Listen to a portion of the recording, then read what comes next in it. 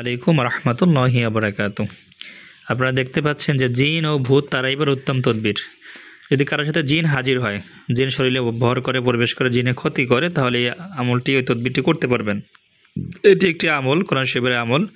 আপনি নিজেও করতে পারবেন অথবা যিনি আক্রান্ত তার জন্য করে দিতে পারবেন।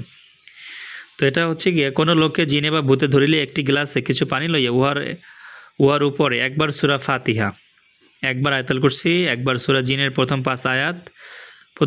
জিনের প্রথম 5 আয়াত আপনারা অনেকেই জানেন, কুল ওয়াহিয়া ইলাইয়া আন্নাহু নাফারুম মিনাল জিন্নি ফাকাউলু ইন্না সামি'না কুরআনান আজাবা। এই সূরার যে প্রথম 5টা আয়াত, এই 5টা আয়াত পড়তে হবে। তারপরে পানিতে দম করিবে, তারপরে ওই পানি রোগীর শরীরে ছিটাইয়ে দিবে এবং কিছু পানি রোগী খাওয়াবেন, শরীরে ছিটাই দিবেন। এতে আল্লাহর রহমতে জিন বা ভূতের আসর দূর হয়ে যাইবে। আমলটি আপনি নিজেই করে নিতে পারবেন। হ্যাঁ, সূরা ফাতিহা একবার, আয়াতুল কুরসি একবার, সূরা জিনের প্রথম 5 আয়াত একবার পাঠ করবেন। হ্যাঁ, এগুলো তিনবার পাঠ করলে বেশি ফায়দা আসবে ইনশাআল্লাহ। এই আমলটির দ্বারা জিনগ্রস্ত রোগী নিজেও করে নিতে পারবে, অথবা আপনার যদি কোনো রোগী থাকে বা আপনার ফ্যামিলির কেউ জিনে আক্রান্ত থাকে তার জন্য করে দিতে পারবেন ইনশাআল্লাহ।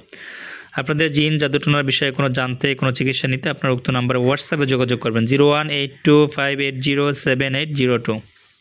আসসালামু আলাইকুম রহমতুল্লাহি ওয়া বারাকাতুহু।